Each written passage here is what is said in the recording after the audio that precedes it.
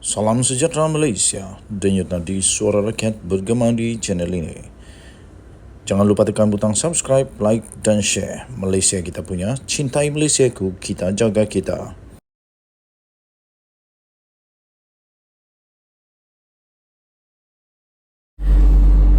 Salam sejahtera Malaysia. Habislah Sanusi kali ini.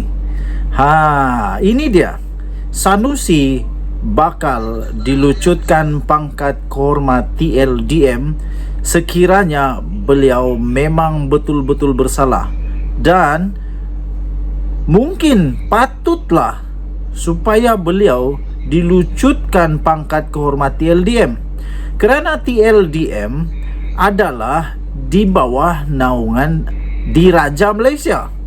Sekarang ini kita ketahui bahawa Sanusi sudah pun berada dalam keadaan yang parah, amat parah, kerana didakwa buat kali pertamanya orang-orang politik besar di Malaysia didakwa menghina Sultan. Akhirnya Menteri Kementerian Dalam Negeri Saifuddin Nasution Ismail sorkan supaya lucut pangkat kehormat TLDM pada Sanusi.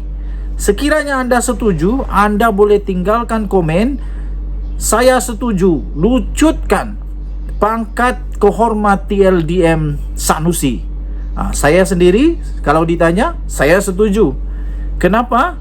Kerana beliau sudah melepasi had, sudah melepasi limit yang sebenarnya boleh pakai ketika berkempen oleh mana-mana orang politik di Malaysia. Dia sudah melebihi had. Setiausaha Agung BKR Saifuddin Nasution Ismail mencadangkan supaya menarik balik gelaran Laksamana Pertama Kehormat Pasukan Simpanan Sukarela Tentera Laut Diraja Malaysia TLDM yang telah diberikan kepada Muhammad Sanusi Mad Nor. Ini selepas Menteri Besar sementara itu didakwa telah menghina Sultan Selangor, Sultan Sarafuddin Idris Shah. Sanusi dilantik sebagai Laksamana Pertama Kehormat Simpanan Sukarelawan Tentera Laut Diraja Malaysia pada tahun 2021. Tetapi Saifuddin menegaskan bahawa Sultan Selangor merupakan kapten yang dipertua TLDM. Kali ini memang Sanusi parah. Kerana Sultan Selangor sendiri merupakan kapten yang dipertua TLDM. Baginda mempunyai kuasa yang amat besar dalam TLDM. Sepatutnya Sanusi sedar tentang perkara itu. Sekarang dia sudah menghina Sultan Selangor, Sultan Sarafuddin Idris Shah, dan sepatutnya saya fikir memang layaklah pangkat yang diberikan kepadanya itu dilucutkan serta-merta.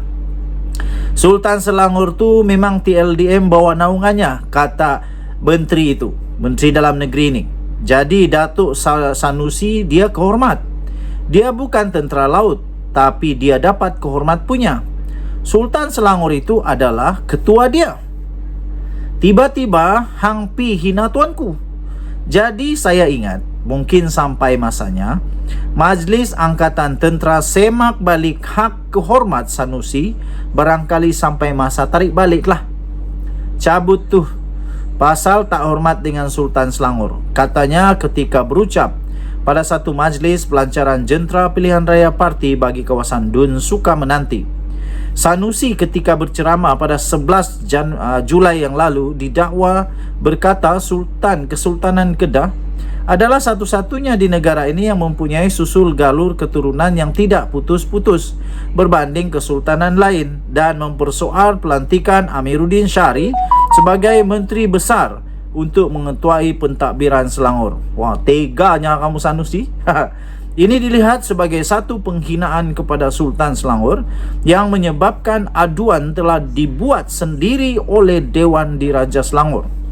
Walaupun Sanusi sudah memohon maaf dan menjelaskan ucapannya itu dipetik di luar konteks, namun pejabat Diraja Selangor kemudiannya menyatakan bahawa Sultan Selangor sudah pun bertitah yaitu Sultan Sarafuddin Idris Shah, telah pun bertitah bahawa isu kenyataan Sanusi yang didakwa menghina baginda itu belum selesai. Pada Selasa, Sanusi dihadapkan ke mahkamah dan turut berdepan pertuduhan hasutan yang berasingan kerana kenyataannya mengenai Yang di-Pertuan Agong. Bagaimanapun, Sanusi tidak mengaku bersalah dan meminta dibicarakan bagi kedua-dua pertuduhan. Lebih baik mengaku je lah. Jangan lawan Sultan. Nanti derhaka. Denyut Nadi Suara Rakyat bergema di channel ini. Kita jumpa lagi. Bye-bye. Salam sejahtera Malaysia. Denyut Nadi Suara Rakyat bergema di channel ini. Ampun tuanku, beribu-ribu ampun, sebab batik mohon diampun. Tengku Mahkota Johor akhirnya muncul semula. Akhirnya membuat satu lagi pengumuman yang pasti akan membuatkan rakyat Malaysia lebih bersemangat, lebih mau melihat supaya Malaysia semakin ke depan, semakin dihormati dan semakin menjadi kuat di rantau Asia Tenggara, Asia dan seluruh dunia lah. Okey, terbaru